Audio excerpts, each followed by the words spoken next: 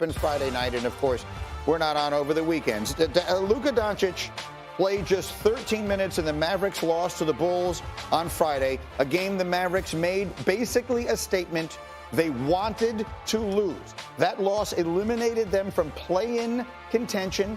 The 13 minutes were not an accident. They announced ahead of time he was going to play. They were going to take him out. That was going to be it. They made it clear they were losing that game on purpose. There were reasons for that. Windy, for those who don't know, just sort of as quickly and simply as you can, explain why it was so beneficial to Dallas to lose that game on Friday night.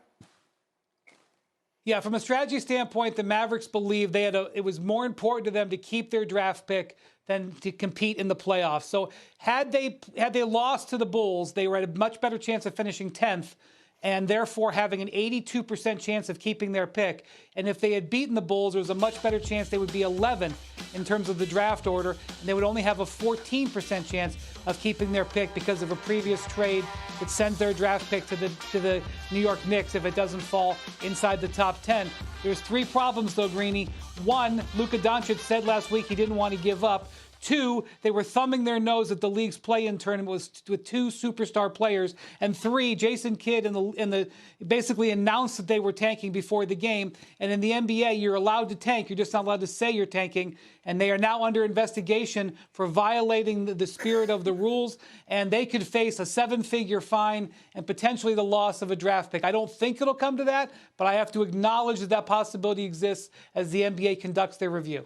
An extraordinary, apt punishment would be to take that pick they were tanking, openly tanking in order to keep, and give it away. Take the top 10 protection away from it or whatever they want because of what they did here, completely tinkering with the integrity of the sport itself. And again, I commend the league for looking into this. They're aggravated. I saw you immediately go head in hands. Most people have had a couple of days to react to this. What do you feel about it? It's a hot mess, right? Like, I think, and I'm surprised you came down hard just now in your reaction. I don't think that it should come to the worst case scenario in terms of punishment, but just shut your mouths. Just stop talking and go about your business in a quiet fashion. I mean, that's what it comes down to for me in this way. It's so funny, though. I was with the photographer over the weekend at the Women's Final Four, and he kept saying, we got to tank, we got to tank, we got to tank. I was like, no. And then here they are. So from a business standpoint, I know we're all sort of exasperated, but it makes sense. An 82% chance versus a 14% chance. Just shut your mouth and do whatever you're going to do. See, I have such a problem with that. I know you do, but because it's one thing if either way they weren't going to make the playoffs. If losing the game just meant finishing 10th versus 11th, but there was nothing else whatsoever at stake, I would feel one way. Winning out, they could make it into the play-in. And do what? And try to win games and championships, which is what they're supposed to be there in the first place for. Greeny, the writing is on the wall. It's been on the wall since that trade. I hear you. Yes, the ratings would be fantastic. We love watching Luka and Kyrie. We love talking about it. But no, they're not going nowhere. What are we doing? Just be quiet. They're not going nowhere. So every time I sit here and I say, well, we know they're not going anywhere, but they have to believe they're going somewhere, you're telling me, no, they know. We're not going anywhere. We're not good enough to do anything, so we're just not even going to try. Yeah. So that's where we are now. Okay, I get it. I hear you. I understand the logic behind it, but, I'm D-Wood. I don't even know that the chair is going to make it. D-Wood, what is your reaction to this? Let Marcus talk first. I'm just not ready yet. Swagoo, what? What? I'm with Monica. First of all, last week, shut up, man. Don't say you all in and you're going to try to get this thing done. And then you sit Kyrie and you play Luka the limited minutes along with some other starters in that game. But also, here's the thing, all right? And we got Monica, I'm with you because we put in the world on notice. And yes, it's frustrating because we all high-level competitors and we want to play and we want to go with this notion that every team has the only agenda to win a championship. That is not true once you get to certain points in the season. I hate to break that news to the American public in these sports that I love, and y'all know how much I love the NBA. But when you don't play Kyrie and Luka, you tank it with the opportunity to try to go win a playoff game or get into the play-in. Right, that is exactly what it is. Right. Right, so listen, but the point is, G, is that everybody acts so flabbergasted that they, oh my God, I can't believe they doing this. I mean, the integrity of the game, like you just said. No. This been happening.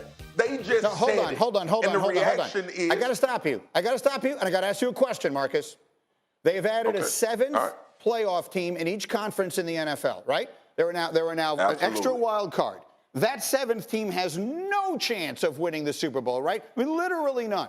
If the last week of the regular season, you're an NFL player, and if you guys win, you have a chance to get that playoff spot and be the seventh wild card in the NFC, and your front office comes forward and says, hey, big fella, we're not playing you Sunday. We're sitting you down. We're more worried about the draft pick and making sure we get a good pick this year than you getting a chance to go play in the playoffs. You're okay with that?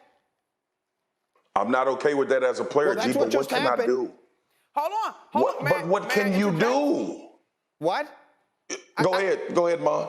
Monica, that's go. That's a good point, Swagoo. But also, if you're talking about an organization, to stick with your football example, that has not been to the playoffs, that's one conversation. The Mavericks were in the conference finals a season ago or 2 seasons ago. So this is not a team that is been in despair and has not had success. They need to get help around Luka. Hey, big fella, the best way to get help around you is if we hold on to this draft pick. I need you to just ride it out the rest of the way.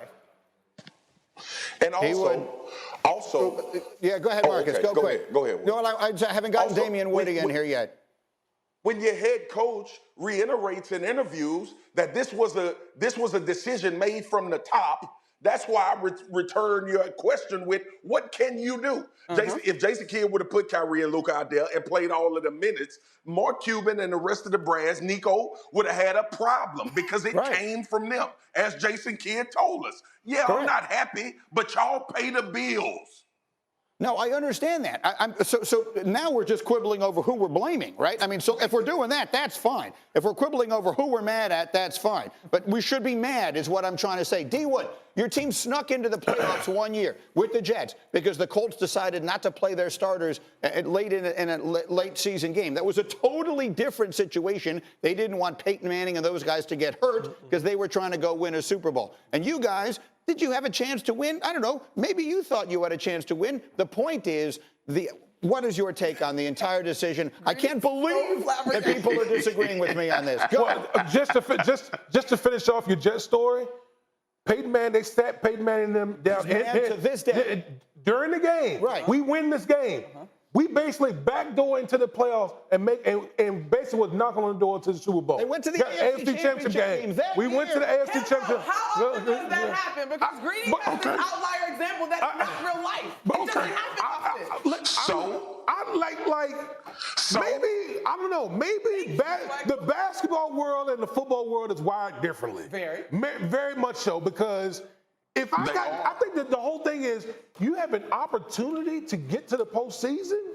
And you have let me just. Can I give you the options? You have an opportunity to play one game, maybe lose one, maybe play another, right? You got to go through the play-in, or you have an opportunity to hold on to your pick because you desperately need to put help around your star and your cap space. Yes. Wendy, help me, but your cap space and your money is all jacked up after you send half the team away for Kyrie. Wendy, get it. Oh, that's it. So the player they're going to draft, the number 10 overall, is going to lead Luka Doncic to a championship. Wendy, where's Wendy? Wendy, help me. He's over there. Help me, because the business piece of this is what I'm hearing come into play. No, that 10th pick might not be the guy, but it puts you in a better position moving forward. Wendy, a quick final word, and then I got to go on to other things, but we'll come back to this because I'm aggravated. Go ahead, Wendy.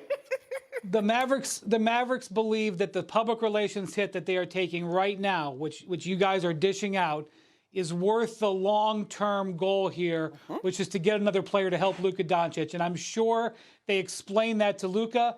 Where Luka is on it, we will have to see over the medium term. Yes. You know who might have helped Luka Doncic this year? Jalen Brunson. How'd that work out? Why don't you let him walk? Why don't you let your best players walk out the door for absolutely nothing? There's a good idea. So basically, the whole front office tricked off this season for the Dallas Mavericks. Right. That's basically what we basically arguing about all of that. Right. Jalen Brunson, trade for Kyrie. You tricked off the season. Right, exactly. I don't even know what that means, but it sounds to me like you're on my side, and so I'm happy. Nothing is guaranteed. Right. Nothing is guaranteed. Everyone hold this. Nothing is guaranteed, but we all said on this show, when the Brooklyn Nets got Kyrie Irving, James Harden, and Kevin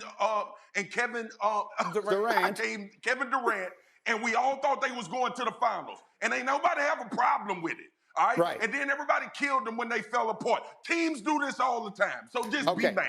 We'll talk about it more when we come back. Everybody stay where you are. The I'm coming lottery back is May to this. 16th on See, ESPN. you know what? By the time. You know what, Greeny? Yeah. You did this Thank on you, purpose. Wendy. Yeah, I did not do anything on purpose. You did this on purpose. I thought I was bringing up something everyone would agree with. What is happening here? We will have the play-in games on Wednesday night. We're going to have the Bulls and the Raptors, and then we're going to have OKC and New Orleans. You know who we're not going to have? We're not going to have Luka Doncic or Kyrie Irving.